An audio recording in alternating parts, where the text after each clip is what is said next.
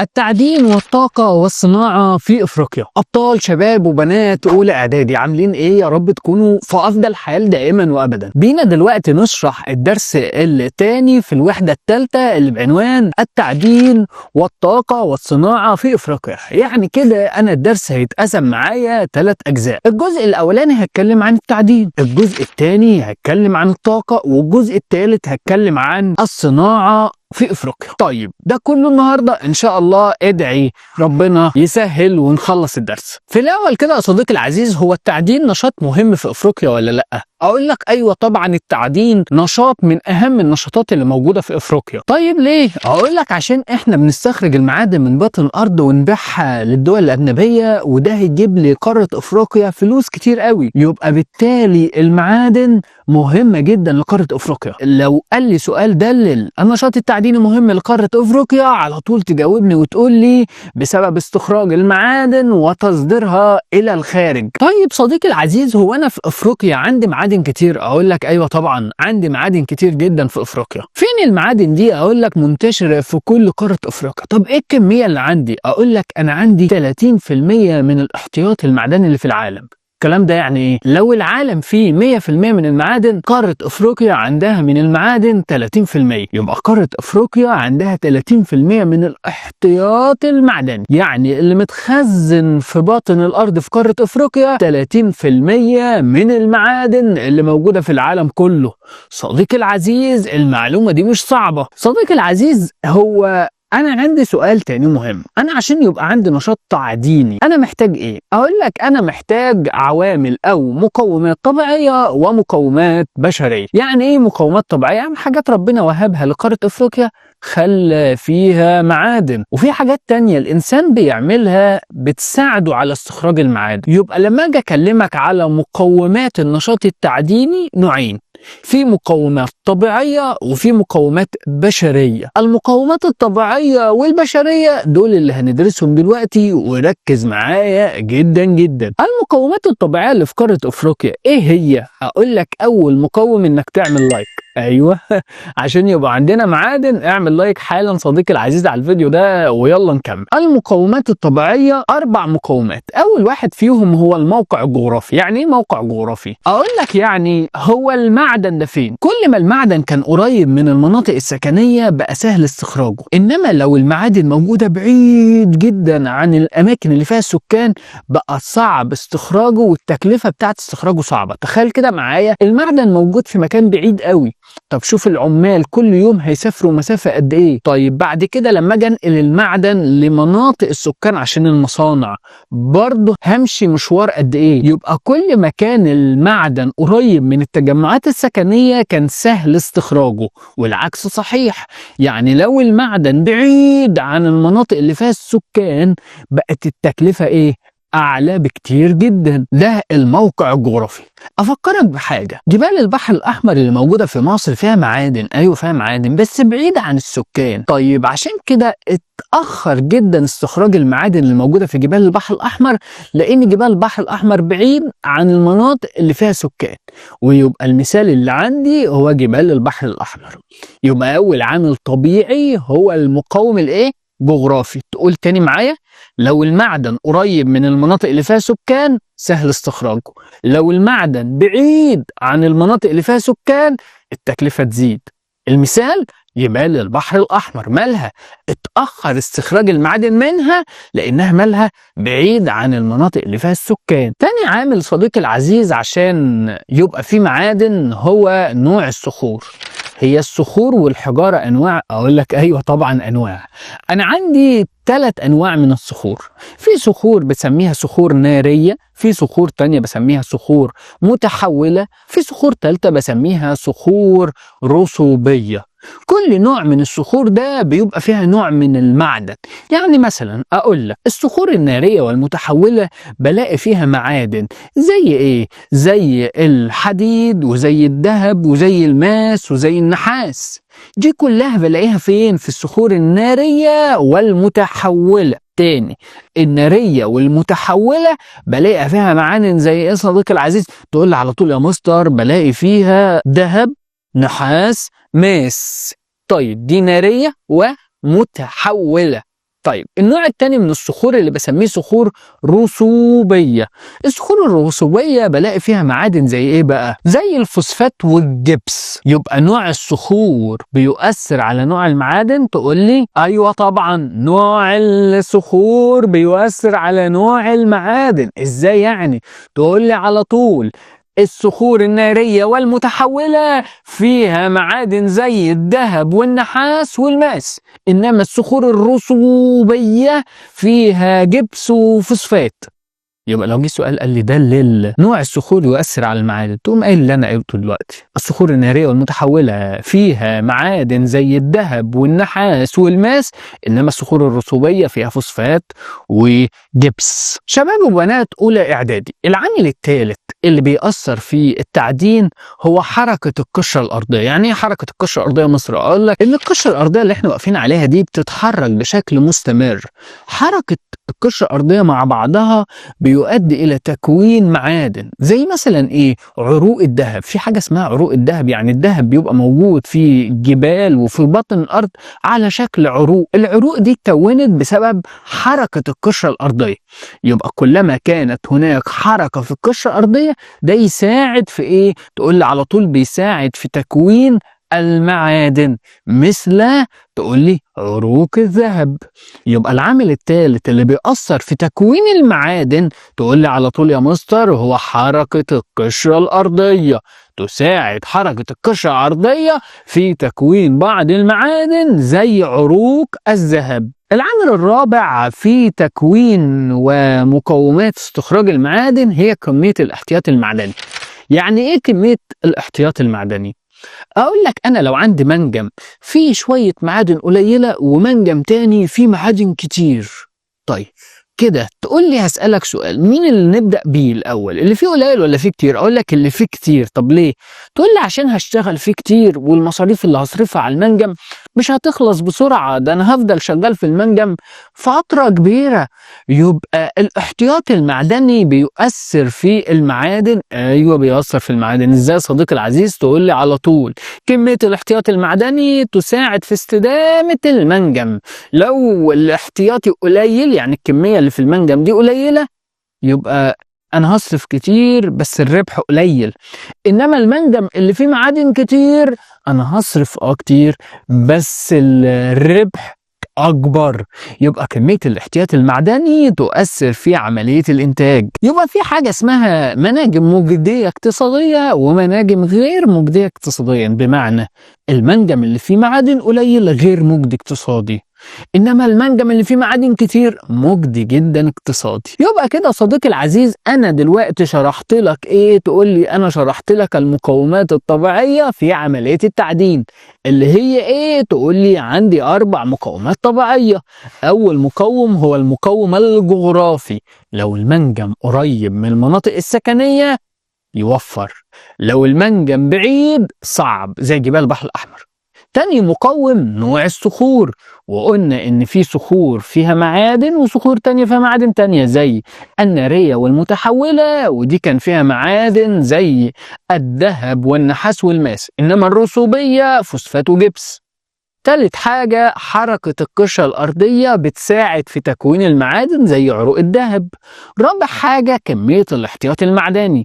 المناجم اللي فيها كميات قليلة غير مجدية، المناجم اللي فيها كميات كبيرة مجدية. يبقى دي المقومات الايه؟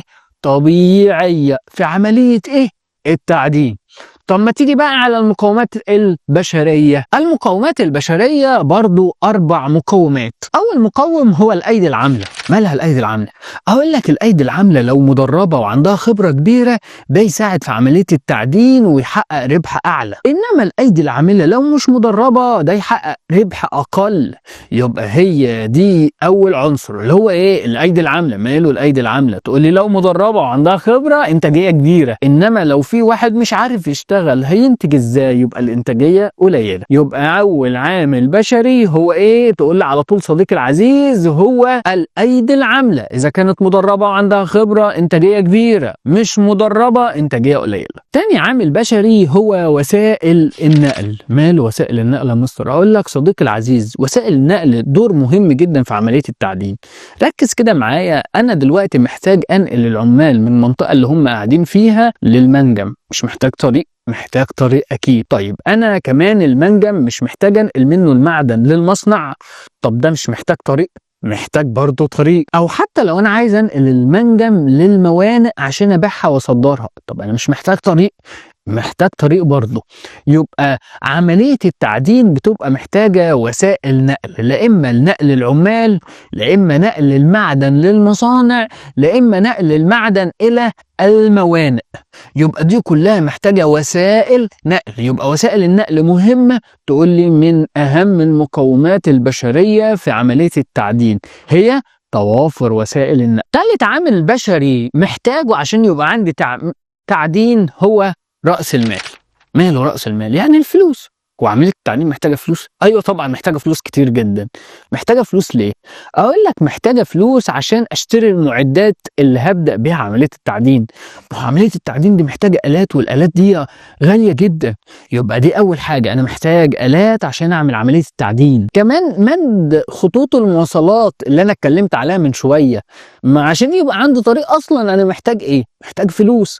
كمان البنية التحتية، تأسيس بنية تحتية، سكك حديدية أو توصيل كهرباء أو الكلام ده كله للمنجم، فأنا برضو محتاج فلوس عشان أعمل كده.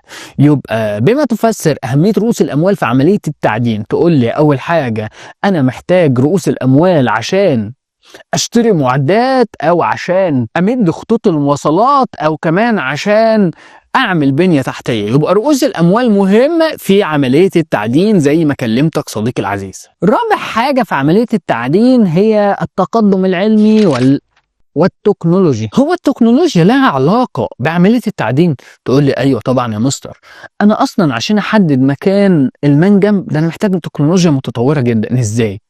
انت مفكر ان هم بيفضلوا يفحروا كده وخلاص عشان يلاقوا معدن في بطن الارض، او يلاقوا جبل فيكسروا فيه لحد ما يلاقوا معدن؟ الكلام ده مش مظبوط. ده احنا بنعرف مكان المنجم من قبل ما نفحر. ايه ده بجد؟ بستخدم الاقمار الصناعيه والتكنولوجيا الحديثه في تحديد نوع او مكان المعدن من قبل ما ابدا اصلا. طب انا عرفت ان المكان ده فيه معدن، بقدر احدد الكميه اللي موجوده جوه المنجم من قبل ما ابتدي. طب ليه؟ لأن فاكر كلمة الاحتياط المعدني؟ افرض الكمية اللي جوه قليلة، مش هطلعها لأنه هيصرف كتير. إنما لو كمية كبيرة، ده يشجعني إن أنا أجيب عمال أكتر وأمد خطوط مواصلات وأجيب ناس ومعدات. يبقى كمان التكنولوجيا والعلوم بتساعدني في تحديد كمية الاحتياطي. يبقى أول حاجة بتساعدني في إن أنا أعرف مكانه، تاني حاجة بتساعدني عشان أعرف الاحتياط المعدني. كمان عملية التعدين محتاجة آلات حديثة جدا متقدمة، إن أنا أفحر في الأماكن وأدخل آلات، مش هنجيب واحد ويفضل يكسر كده، لا الكلام ده كان زمان. إنما دلوقتي بستخدم إيه؟ آلات وتكنولوجيا حديثة في عملية التعدين. أدا كده المقومات البشرية. يبقى أنا لو مكلمتك دلوقتي عن المقومات البشرية في عملية التعدين، تقول لي 4 يا مستر. أول حاجة أيدي عاملة مدربة ذات خبرة، حاجة كويسة. ليه؟ هتعمل إنتاج كبير. مش مدربة وما عندهاش خبرة، إنتاج قليل. طب تاني عامل، تقول لي تاني عامل هو وسائل النقل. أنا محتاج وسائل النقل عشان أنقل العمال للمنجم، أو أجيب المعدن من المنجم أوديه للمصنع، أو حتى أجيب المعدن أصدره بره البلد أوديه للموانئ. ده كله محتاج إيه؟ خطوط مواصلات. تالت عامل هو رأس المال. ماله رأس المال؟ تقول لي رأس المال أنا محتاجه عشان أمد خطوط المواصلات، عشان أشتري به الآلات، ومحتاجه كمان عشان أعمل بنية أساسية. رابع حاجة التقدم العلمي والتكنولوجي. ماله التقدم العلمي والتكنولوجي صديقي العزيز؟ تقول لي أنا محتاجه عشان أعرف المعدن فين، أعرف كمية الاحتياطي في المعدني، عشان أعمل أجهزة حديثة تساعدني في عملية التعدين. يبقى دي المقومات الطبيعية. طب يا مستر، ممكن نقول المقومات الطبيعية والبشرية مع بعض؟ أقولهم لك ركز فيهم لأن دي اختر. يجي يقول لك من المقومات الطبيعية إيه؟ او صح والغلط، ويجيب لي يقول لي راس المال من المقومات الطبيعيه، تقول لي لا ده راس المال مقوم بشري. يبقى المقومات الطبيعيه 4، اللي هي كانت الموقع الجغرافي، اللي هي نوع الصخور، 3 حركه القشره الارضيه، 4 الاحتياط المعدني. انما العوامل البشريه كانوا 4 برضو. اول حاجه الايدي العامله، 2 راس المال، 3 الوسائل النقل، 4 التقدم العلمي والتكنولوجي. يبقى دي المقومات الطبيعيه. والمقومات البشريه ما تنساهمش. طب انت فاكر انا عندي كام في المية من الاحتياطي العالمي في افريقيا؟ تقول لي على طول 30% يا مستر. اقول لك صديقي العزيز ممتاز، الله ينور عليك جدا. طب يا مستر هي ايه انواع الصخور اللي موجوده في افريقيا؟ اقول لك انواع الصخور اللي موجوده في افريقيا كتير جدا. انا عندي معادن وصخور كتير جدا في افريقيا. طب انا هدرسهم ازاي؟ ده كتير. اقول لك هنصنفهم مجموعات، وكل مجموعه بناخد منها نوع او 2 او 3 بحد اقصى. يعني مثلا اول نوع معدن بتسميه المعادن الاساسيه. المعادن الاساسيه يعني مهمه. دي زي ايه؟ اقول لك دي زي الحديد، زي الكروم، زي النحاس. بسميها معادن ايه؟ اساسيه. حديد، كروم، نحاس. تاني نوع معادن بسميها المعادن الخفيفة، ودي زي البوكسايت، وهنفهم يعني ايه خفيفة ويعني ايه بوكسايت. تالت نوع معادن بسميه المعادن النفيسة، يعني غالية قوي. دي زي ايه؟ تقول لي دي زي الذهب وزي الماس. رابع نوع معادن هي المعادن الاستراتيجية والنووية. هي استراتيجية ونووية. طب دي زي ايه؟ تقول لي زي الكوبالت واليورانيوم. آخر نوع من المعادن بسميه المعادن الكيميائية، ودي زي الفوسفات. يبقى أنا هدرس كم نوع معادن؟ تقول لي أنا هدرس 5 أنواع معادن، وكل نوع هاخد منه مثال أو 2 أو 3 بحد أقصى. معادن أساسية، معادن خفيفة، معادن نفيسة، معادن استراتيجية ونووية، معادن كيميائية. تعال نبتدي بالمعادن الأساسية. المعادن الأساسية أنا هدرس فيها 3 أنواع، اللي هم إيه صديقي العزيز؟ اللي هم الحديد والكروم والنحاس. هبتدي بالحديد. الحديد أول حاجة هو أنا بستخدمه في إيه؟ تقول لي على طول الحديد أنا بستخدمه في صناعة الصلب ووسائل النقل. ايه ده؟ الصلب؟ الصلب الجامد ووسائل النقل، كل العربيات والسكك الحديديه وكل الحاجات دي بيبقى داخل فيها الحديد بشكل رئيسي. يبقى الحديد انا بستخدمه في صناعه الصلب وصناعه وسائل النقل. طب يا مستر انا بنتج منه قد ايه؟ اقول لك صديقي العزيز انا بنتج منه حوالي 4% فقط من الانتاج العالمي، ومعظم الانتاج ببيعه بره البلد، ببيعه بره افريقيا. يبقى احنا انتاجنا منه 4% وبيصدر المعظم الى الايه؟ الى الخارج. طب مين اهم دولة بتنتج الحديد؟ تقول لي على طول دولة جنوب افريقيا، هي اول دولة انتاجا للحديد. يبقى الحديد ماله؟ تقول لي الحديد بستخدمه في صناعة الصلب وصناعة وسائل النقل. طيب بنتج منه قد ايه؟ 4%، والمعظم بصدره للخارج. طب مين أهم دولة؟ دولة جنوب أفريقيا. تاني معدن هو معدن النحاس. النحاس بيدخل في صناعة ايه بقى؟ بيدخل في صناعة الالكترونيات والادوات الكهربائية. الالكترونيات حاجات التليفون والادوات الكهربائية، اي حاجة بتشتغل بالكهرباء لازم نلاقي فيها نحاس. وكمان بيدخل في صناعة الاسلاك الكهربائية. فالنحاس ده استخدامه صناعة الالكترونيات والادوات الكهربائية وكمان الايه؟ تقول لي الاسلاك. طيب افريقيا بتنتج منه قد ايه؟ تقول لي بتنتج منه 15.7% من الانتاج العالمي. كام؟ 15.7% من الانتاج العالمي. ده مين؟ ده النحاس. طيب ثالث معدن هو الكروم.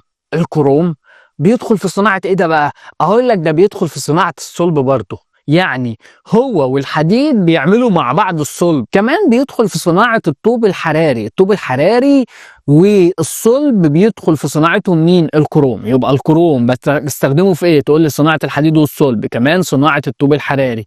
طيب افريقيا بتنتج منه قد ايه؟ بتنتج منه نص الانتاج العالمي. ياه كتير جدا. اقول لك ايوه نص الانتاج العالمي، يعني 50% من انتاج الكروم في العالم طالع من قارة ايه؟ قارة افريقيا.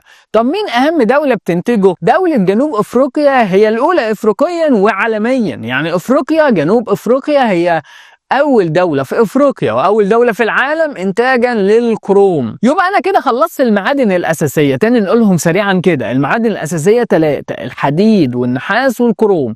طب الحديد تقول لي بيدخل في صناعة الصلب ووسائل النقل، إنتاجنا منه 4% والمعظم بيتصدر بره.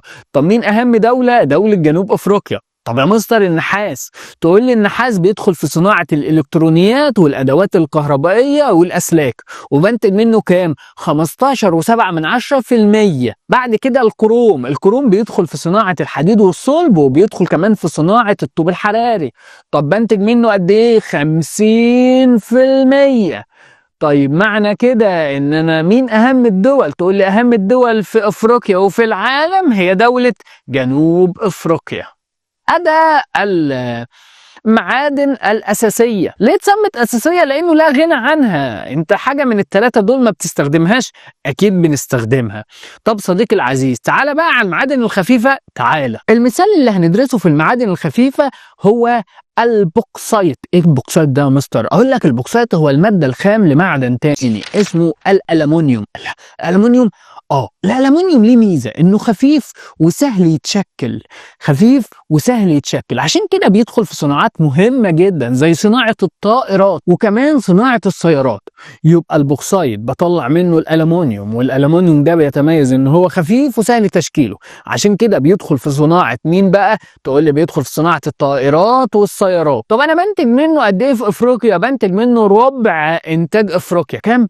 ربع انتاج افريقيا. طب يا صديقي العزيز، انا بنتج منه ربع. مين اهم دولة بقى؟ دولة غينيا.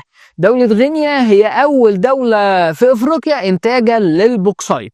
أدى المعادن الخفيفة، وعرفنا انه البوكسايت بطلع منه الألمونيوم، والألمونيوم خفيف وسهل يتشكل، عشان كده بعمل منه الطيارات والسيارات. طب بنتج قد ايه؟ بنتج ربع الانتاج العالمي. مين اهم دولة؟ غينيا. هاخد حاجة تانية في المعادن الخفيفة؟ لا، انا هدرس في المعادن الخفيفة بس البوكسايت اللي بطلع منه الألمونيوم اللي خفيف وسهل يتشكل، بصنع منه السيارات والطائرات. طيب انتاجي ربع الانتاج العالمي. مين اهم دولة؟ غينيا. صديقي العزيز، مفيش كلام صعب، هو ده المنهج وهو دي السهولة دي، مفيش اي حاجة صعبة. طب المعادن اللي بعد كده ايه؟ المعادن اللي بعد كده هي المعادن النفيسة. ايه المعادن النفيسة دي؟ يعني غالية، اللي هي زي مين بقى؟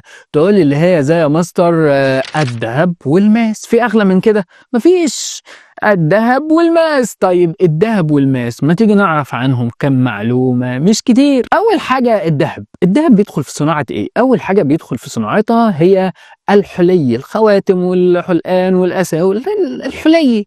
كمان بيدخل في صناعة بعض الأدوية، كمان بيدخل في صناعة الإلكترونيات. يبقى ده الذهب. يبقى الذهب بيدخل في صناعة إيه؟ تقول لي بيدخل في صناعة الحلي والأدوية وبعض الإلكترونيات. طب أنا بنتج منه قد إيه؟ بنتج منه ربع الإنتاج العالمي، يعني 25% من إنتاج العالم طالع من قارة مين؟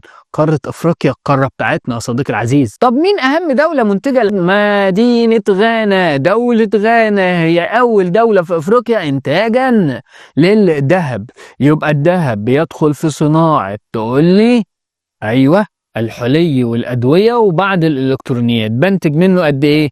ربع الإنتاج العالمي. طيب يا صديقي العزيز، مين أهم دولة؟ تقول لي دولة غانا هي أول دولة منتجة ليه. طب المعدن التاني النفيس اللي هو الماس. ماله الماس؟ بيدخل في صناعة إيه؟ أقول لك بيدخل في صناعات زي صناعات إيه؟ المجوهرات وبعض الصناعات الثقيلة. بيدخل في صناعة المجوهرات وبعض الصناعات الثقيلة. طب أنا بنتج منه قد إيه؟ أقول لك قارة أفريقيا هي أول قارة في العالم بتنتجه، وبتنتج منه نص الإنتاج العالمي. كمية كبيرة جدا من الماس طالعة من قارة أفريقيا، نص الإنتاج العالمي. طب مين أهم دولة في أفريقيا بتنتجه؟ دولة اسمها دولة بوتسوانا. دولة إيه؟ بوتسوانا. يبقى الماس بيدخل في صناعة الإيه؟ تقول لي يدخل في صناعة المجوهرات، وبيدخل في صناعة إيه كمان؟ تقول لي بيدخل في صناعة المعدات الثقيلة. طب بنتج منه قد ايه؟ نص الانتاج العالمي. مين اهم دولة؟ بوتسوانا. صديقي العزيز، انا كده خدت ايه؟ كده خدت المعادن النفيسة اللي هي مين ومين؟ الذهب والماس. طب الذهب بيدخل في صناعة الايه؟ تقول لي صناعة الادوية والحلي وبعض الالكترونيات. انما الماس بيدخل في صناعة المجوهرات وصناعات ثقيلة. طب بنتج قد ايه من الذهب؟ تقول لي بنتج ربع الانتاج العالمي. طب الماس 50%. يبقى الذهب 25% يعني ربع، انما الماس 50% يعني النص. طب مين اهم دول بتنتج الذهب؟ تقول لي غانا. طب مين اهم دولة بتنتج الماس؟ تقول لي بوتسوانا. صديقي العزيز، انا كده خدت ايه؟ انا كده خدت المعادن الاساسية وبعد كده خدت المعادن الخفيفة، وبعد كده خدت المعادن النفيسة. طيب هدخل على المعادن الايه؟ تقول لي المعادن الاستراتيجية والنووية. كلام كبير بقى، تعال نعرفه. يعني ايه معادن استراتيجية؟ اقول لك يا صديقي العزيز، معادن استراتيجية يعني معادن مهمة جدا جدا جدا. طب ونووية؟ دي اللي بتدخل في إنتاج الطاقة النووية والقنابل النووية. ولكن صديقي العزيز، يعني إيه معادن استراتيجية تاني؟ يعني معادن مهمة جدا. طب ليه؟ هي إيه المعادن الاستراتيجية والنفيسة؟ أقول لك عندي نوعين من المعادن، الكوبلت وكمان اليورانيوم. الكوبلت ده بيدخل في صناعات مهمة جدا لا غنى عنها، اللي هي البطاريات. إذا كانت بطارية التليفون بتاعك، او في دلوقتي عربيات بتمشي بالكهرباء فمحتاجه بطاريات، ففي بطاريات السيارات كمان، وبيدخل كمان في صناعه الالكترونيات. يبقى الكوبلت بيدخل في صناعه بطاريات السيارات وبطاريات الهواتف، فبالتالي لا غنى عنه، مهم جدا. تمين ده الكوبلت. طيب صديقي العزيز، طب انا بنتج منه قد ايه؟ بنتج منه 3/4 الانتاج العالمي. يا نهار ابيض، ده كميه كبيره جدا طالعه من قاره افريقيا. ايوه، 3/4 الانتاج العالمي من الكوبلت طالع من قاره افريقيا. طب مين اهم دوله؟ اهم دوله هي دوله الكونغو الديمقراطيه. دوله الكونغو هي اكتر دوله في افريقيا بتنتج الكوبلت، اللي بيدخل في صناعه ايه؟ تقول لي صناعه البطاريات التليفونات وبطاريات السيارات وبعض الادوات الكهربائيه، بعض الحاجات الالكترونيه. طب بنتج قد ايه؟ 3/4 الانتاج العالمي، واهم دوله هي الكونغو. طيب اليورانيوم بقى، اليورانيوم اللي بيدخل في صناعة الطاقة النووية بنتج منه حوالي 17% من الإنتاج العالمي. وأهم دولة بتنتج اليورانيوم هي ناميبيا. دولة إيه؟ ناميبيا بتنتج مين؟ اليورانيوم. يبقى دي المعادن الاستراتيجية والنووية. تاني نقولهم، استراتيجية كوبلت والنووية اليورانيوم. تاني نميز فينهم بقى، نميز بينهم. تاني، الاستراتيجية كوبلت، انما النووية اليورانيوم. الكوبلت ماله؟ تقول لي بدخل في صناعة بطاريات السيارات، بطاريات التليفونات، بعض الحاجات الإلكترونية. بنتج منه قد إيه؟ 3/4 الإنتاج العالمي. كمية ضخمة جدا صديقي العزيز، 3/4 الإنتاج العالمي. مين أهم دولة؟ الكونغو. طب لما جيت كلمتك عن يورانيوم، قلنا اليورانيوم صديقي العزيز بيدخل في صناعة إنتاج الطاقة النووية، وبنتج منه حوالي 17% من الإنتاج العالمي. وكمان أهم الدول المنتجة ليه هي ناميبيا. اخر نوع معدن هو معدن الفوسفات، اللي بسميه معادن ايه؟ تقول لي معادن كيميائيه. معادن ايه صديقي العزيز؟ معادن كيميائيه. طب صديقي العزيز، بيدخل في ايه الفوسفات ده؟ بيدخل في صناعه الاسمده والمنظفات. بيدخل في صناعه الايه؟ اسمده والمنظفات. ده مين؟ ده الفوسفات. طب بننتج قد ايه من الانتاج العالمي؟ بننتج خمس الانتاج العالمي. طب مين اهم دولة؟ اقول لك اهم دولة في افريقيا هي المغرب. المغرب رقم 1 في افريقيا ورقم 2 في العالم. مفيش دولة تاني اكتر من كده. يبقى المعادن الكيميائية عند الفوسفات، وبيدخل في صناعة الاسمدة، وبيدخل في صناعة المنظفات. طيب بنتج منه قد ايه؟ خمس الانتاج العالمي. طيب يا مستر، مين اهم دولة؟ اقول لك المغرب هي رقم 1 في افريقيا، بس رقم 2 ايه؟ عالميا. يبقى انا كده خدت المعادن، وعرفت يا صديقي العزيز ايه انواع المعادن اللي في افريقيا. قسمناهم مجموعات، وقلنا في معادن اساسيه وزي الحديد والنحاس والكروم، وبعد كده خدنا معادن اسمها معادن خفيفه زي البوكسايت، وبعد كده خدنا معادن نفيسه زي الماس والذهب. بعد كده خدنا معادن بنسميها استراتيجيه ونوويه زي الكوبلت اللي بيدخل في البطاريات، وكمان اليورانيوم اللي بينتج الطاقه النوويه. طيب بعد كده اتكلمنا عن المعادن الكيميائية زي الفوسفات، منظفات وأسمدة. صديقي العزيز، الكلام اللي أنا قلته ده أعتقد إن هو مش صعب. كل معدن خدنا عنه كلمة كلمتين، معلومة معلومتين، الموضوع مش صعب صديقي العزيز. أتمنى إنك تكون فهمت الجزء ده. طيب أنت فاكر كان عنوان درسنا إيه؟ فاكر. عنوان درسنا كان بيقول المعادن والطاقة والصناعة في أفريقيا. أنا كده خلصت المعادن، ده الجزء الكبير اللي في الدرس. الجزء الأصغر منه بقى هو مصادر الطاقة، ومصادر الطاقة دي بتتقسم نوعين. في مصادر طاقة بنسميها مصادر طاقة غير متجددة، وفي مصادر طاقة متجددة أو بسميها مصادر طاقة إحفورية ومتجددة. إيه الطاقة الإحفورية ده يا مستر؟ أقول لك الطاقة الإحفورية دي هي الطاقة الناتجة عن مواد ذات أصل نباتي أو حيواني، اللي هي زي البترول والفحم والغاز. يعني ايه ذات اصل نباتي او حيواني؟ اقول لك يعني البترول والفحم والغاز اصلهم كانوا حيوانات او نباتات، واتحللت على مر السنين وكونت لي مصادر الطاقة دي. بس العيب بتاعها ان هي مصادر طاقة حرقها بيؤدي الى تكوين كمية كبيرة جدا من ثاني اكسيد الكربون اللي بيلوث البيئة. فعيوب المصادر الطاقة الإحفورية إن هي مالها ملوثة للبيئة، إنما مصادر الطاقة المتجددة غير ملوثة للبيئة. طيب هناخد إيه في الطاقة الإحفورية؟ هناخد 3 مصادر طاقة من الطاقة الإحفورية، اللي هي أول حاجة الفحم، 2 البترول، 3 الغاز الطبيعي. طب أول حاجة من مصادر الطاقة الإحفورية هدرسها هو الفحم. الفحم بنتكلم عنه ان هو من اقدم مصادر الطاقه الاحفوريه، يعني اول حاجه بستخدمها في الاحفوري من زمان هي الفحم. طيب الفحم مشكلته انه لما بستخدمه بينتج عنه كميات كبيره جدا من ثاني اكسيد الكربون. يبقى انا عرفت عنه معلومتين، ان هو من اقدم مصادر الطاقه في العالم مش بس في افريقيا. تاني حاجه حرقه بيؤدي الى تكوين كميات كبيره من ثاني اكسيد الكربون، وكمان هو مصدر طاقه رئيسي في معظم الدول الافريقيه. يعني معظم الدول الافريقيه بتستخدم الفحم كمصدر رئيسي للطاقه. طيب انا بنتج منه ايه؟ اقول لك اكتر دوله في افريقيا بتستخدمه وبتنتج الفحم هي دوله جنوب افريقيا. يبقى دوله جنوب افريقيا هي اكتر دوله بتستخدم مين؟ الفحم. يبقى الفحم تاني يا صديقي العزيز اتكلمنا عنه وقلنا ان الفحم ماله. تقول لي الفحم هو من اقدم مصادر الطاقه الاحفوريه، ولكن استخدامه بيؤدي الى كميات كبيره جدا من ثاني اكسيد الكربون. معظم الدول الافريقيه بتعتمد عليه. مين اكتر دوله بتنتجه؟ دوله جنوب افريقيا. طب تعال على تاني مصدر، تعالى البترول. ماله البترول يا مستر؟ اقول لك البترول والغاز الطبيعي. البترول مهم جدا لانه بيعتمد عليه كمصدر مهم جدا في الاقتصاد، وبيعتمد عليه جدا في التنميه الاقتصاديه والاجتماعيه. يعني اي تنميه في اي دوله اكيد هتستخدم البترول عشان تدفع عجله التنميه للامام. يبقى البترول ماله؟ تقول لي البترول مهم جدا في التنمية الاقتصادية والتنمية الاجتماعية. طيب 80% من الانتاج بتاعنا في افريقيا بيجي من الدول الاتيه. اول دولة هي دولة نيجيريا، الجزائر، انجولا، ليبيا، مصر. دول اهم الدول اللي بتنتج بترول في افريقيا. ال5 دول دول بينتجوا كام في المية؟ 80% من القارة.